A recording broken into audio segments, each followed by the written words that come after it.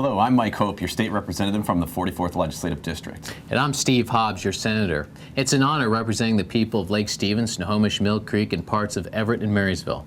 Thanks for watching. And I'd like to welcome Mike and thank him for joining me today. With less than a week left in this legislative session, we wanted to join forces to give you an update on our bipartisan efforts to help the people and businesses of Snohomish County.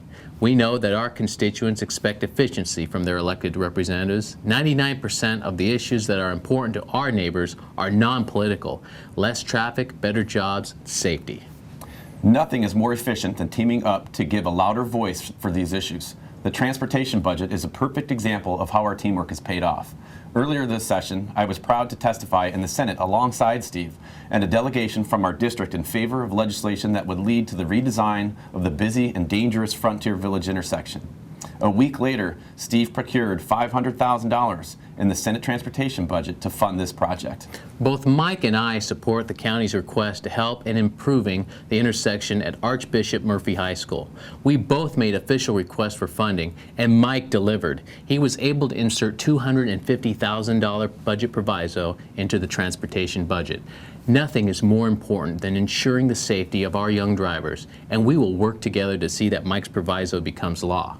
I want to also add that several other projects we fought for, the SR9 Snohomish River Bridge and SR9 route development projects, are still on track and are being maintained at current funding levels.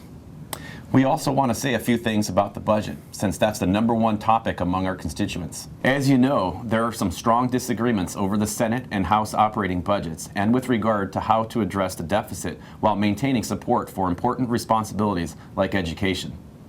Though we don't agree on every point, one thing is clear: we don't support budget proposals that are against the wishes of the majority of the people in our district. We've heard the message from constituents. Families and small businesses are making difficult financial choices.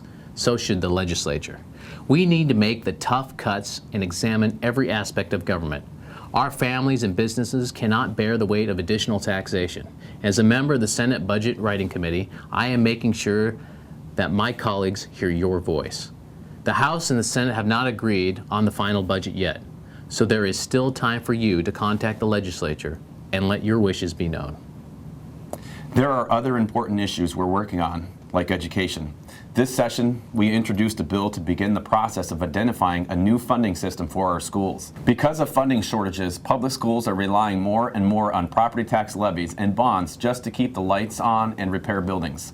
But levies are not dependable revenue sources, and our schools deserve better.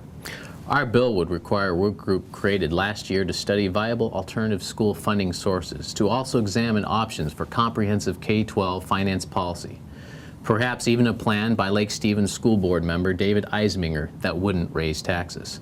Our legislation has strong bipartisan support, and even though it didn't pass this year, we made strong progress together, and we will introduce it again next year because our schools deserve to be adequately funded. Public safety is another issue constantly on the minds of our neighbors. As a police officer, Mike has dedicated his life to improving and protecting public safety, and our district is proud of the work he has done in this area. Steve and I introduced a bill to strengthen our hit-and-run laws after we were contacted by a father in our district who lost his 15-year-old daughter, Heather, to a hit-and-run driver on a Highway 2 trestle last May.